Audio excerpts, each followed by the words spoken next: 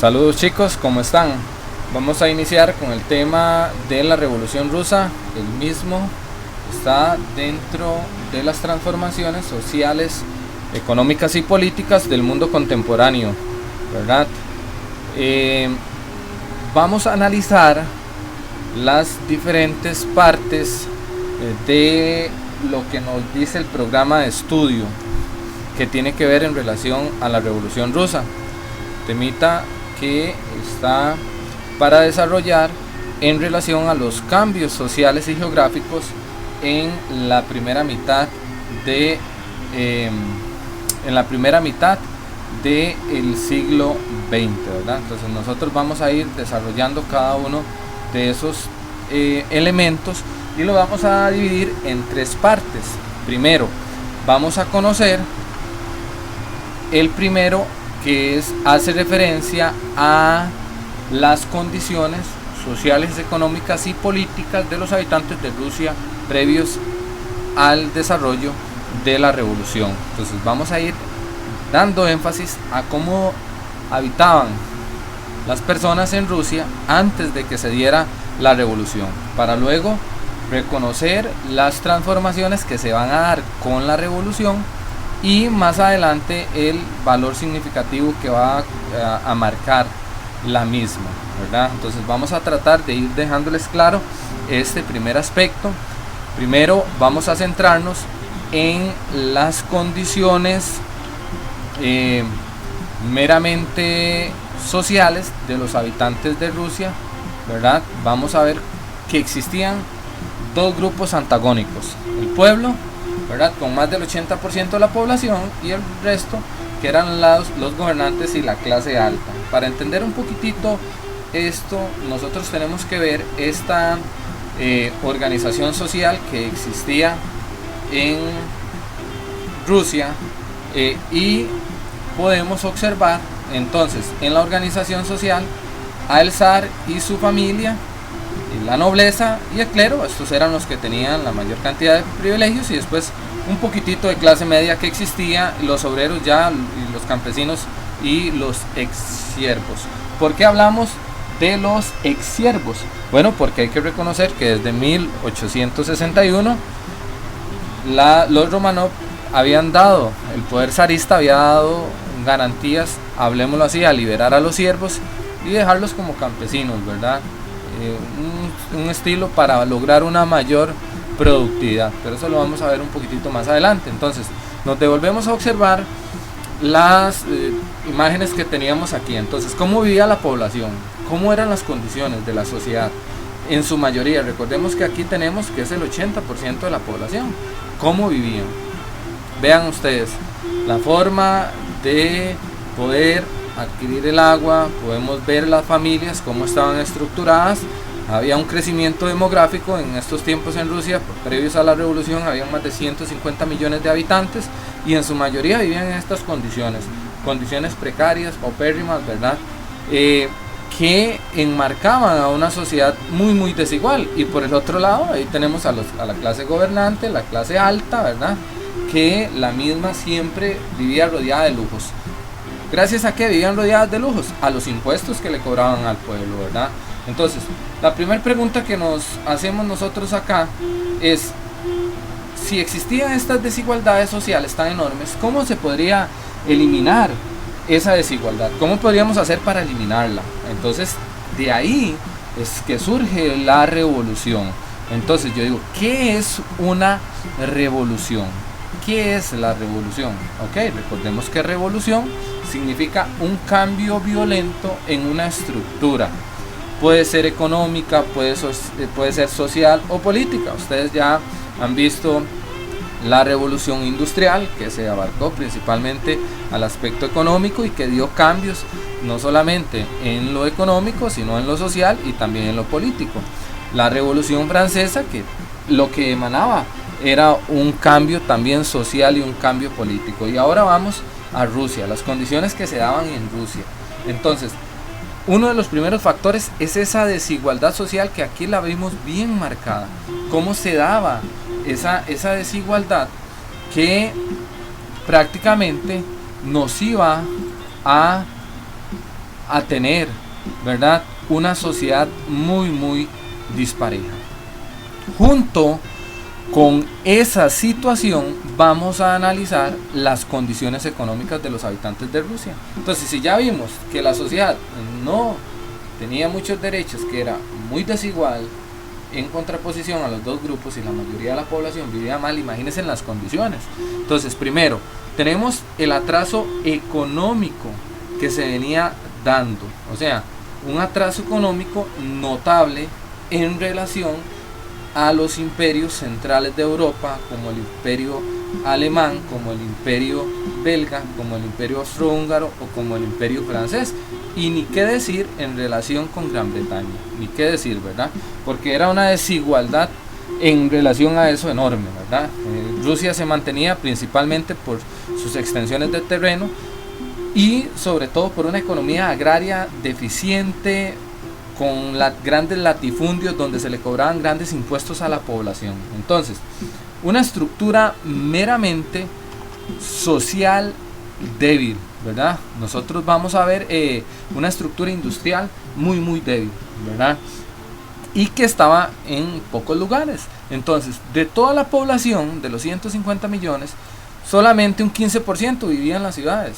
El resto era puro campo. Entonces, ¿de qué estamos hablando nosotros aquí? De una sociedad prácticamente que había dejado de existir en la Europa central desde hacía mucho, con el sistema feudal.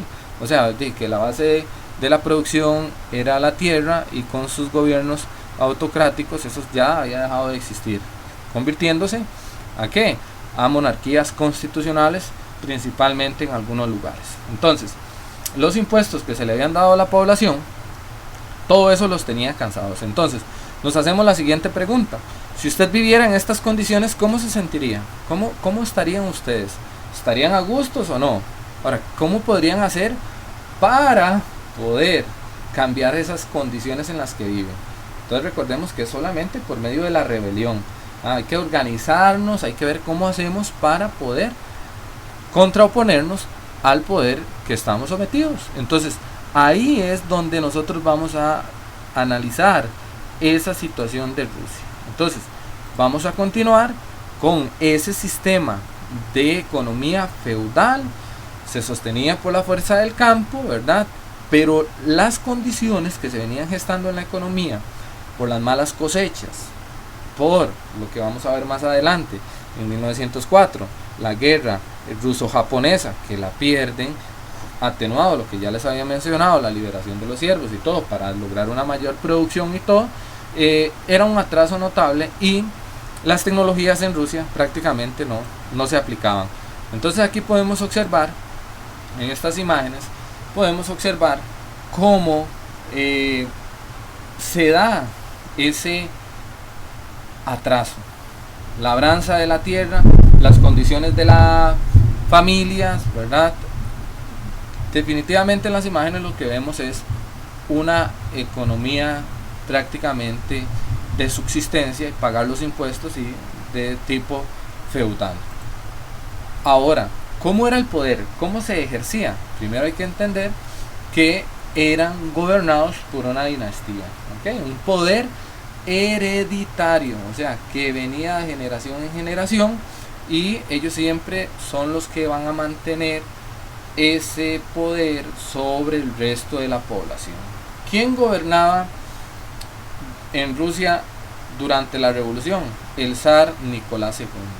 No se le llama ni rey ni emperador, sino es una forma de gobierno zarista, el zar, la máxima figura, con un tipo de gobierno autocrático. Ellos prácticamente hacen todo a su voluntad, legislación y todo, imponen los impuestos y todo lo demás, con lo que es un sistema de uso de la fuerza, ¿verdad?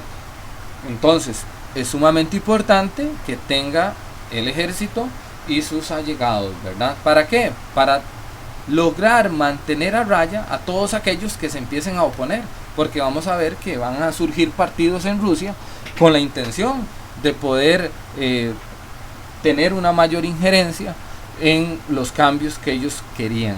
Entonces, Cuando el zar Nicolás II toma el poder y todo lo demás, ya se le notan las características de un gobernante de carácter un poco débil. Y sus decisiones no son, digámoslo así, tan autoritarias. Entonces, aparte de eso, que mal asesorado por los consejeros, tiene un problema que para algunos se contempla como aquel que va a ser significativo a la hora del derrumbe del régimen zarista. ¿Por qué? Porque, como lo mencioné anteriormente, ellos se regían por un poder hereditario. Él tenía que tener un hijo. ¿Ok? Recordemos que una sociedad totalmente machista de esos tiempos, ninguna iba a poder ejercer si no tenía que ser el varón. Y él tiene primero hijas hasta que logra tener un varón, pero él va a padecer de una enfermedad que no va a tener su cura inmediata, y entonces empiezan a buscar las diferentes formas de poder salvarle la vida, y porque es la necesidad de mantener a los romanos en el poder. Entonces digamos que Nicolás II tiene va a tener como 3 o 4 aristas a la hora de gobernar. Tiene que encargarse por mantener al pueblo en raya. Los problemas que se le van a generar luego de la pérdida de la guerra ruso-japonesa, que ya es un desprestigio para el poder del zar. Las condiciones de su hijo, que también le van a preocupar. ¿Por qué? Porque es el sucesor del poder. Y también lo que se viene gestando con los problemas territoriales en la parte de Serbia y todo lo demás, la necesidad que ellos tienen para tener el control y la salida. Es lo que ya nosotros vimos en los detonantes de la Primera Guerra Mundial. Entonces, ¿cuándo se da la Revolución Rusa? Hay que reconocer que la Revolución Rusa se da en 1917. ¿Cuándo se da la Primera Guerra Mundial? 1914. Entonces, los problemas que se habían gestado de la guerra ruso-japonesa y después iniciar la Primera Guerra Mundial contra Alemania, ¿verdad? Contra el Imperio Austrohúngaro, esas potencias que estaban un paso adelante en la militarización, un paso adelante en la tecnología, un pasote adelante, entonces tiene sus repercusiones, ¿verdad? Prácticamente este es el poder autocrático. Aquí tenemos a Nicolás II, aquí la participación en la Primera Guerra Mundial, podemos ver el armamento de Rusia, y por el otro lado podemos ver al zar acá. Entonces hay un problema, ¿verdad?, que ya lo podemos ver en la parte política cómo se viene gestando, y con la interferencia de estos partidos, el Partido Obrero Socialdemócrata Ruso, y con la figura de los bolcheviques y Lenin, ¿verdad?, que después de la rebelión que van a causar son expulsados, van a tener más bien que ir formando sus ideas. ¿Por qué este Partido Obrero Socialdemócrata? Porque es de izquierda, ¿verdad? Sus raíces son marxistas totalmente. Entonces, de izquierda, muy a contraposición de lo que se venía gestando en la Europa Central y de aquella ideología de acumulación de riquezas desde el mercantilismo. Totalmente Marx es por otra línea, ¿verdad?, la ideología de izquierda. Entonces, y el otro partido, que es la Unión para la Liberación, que es de corte más liberal, que ellos lo que pretendían era una monarquía constitucional, al estilo de Europa Occidental, ¿verdad? Entonces, donde se le dieran el voto a las personas, el sufragio, las libertades civiles y políticas que no se les estaban dando. Entonces, ahí tenemos el panorama que se gestaba en Rusia. Entonces, tenemos en la parte social, de resumen, una desigualdad enorme, ¿verdad? Ya vimos una desigualdad enorme. En la parte económica, un atraso, ¿verdad?, sumamente grande. Y en la parte política, un poder en manos de un solo grupo, en ese caso de Nicolás y sus colaboradores, mal asesorados y todo, son los preámbulos para nosotros ver cómo se va a dar. Y en la parte política, la interferencia también de los partidos, para dar paso ya a lo que va a ser la primera etapa de la revolución, que la vamos a ver más adelante. Entonces, hasta ahí iríamos entonces reconociendo este primero, que son las condiciones sociales, económicas y políticas de los habitantes de Rusia. Muchísimas gracias.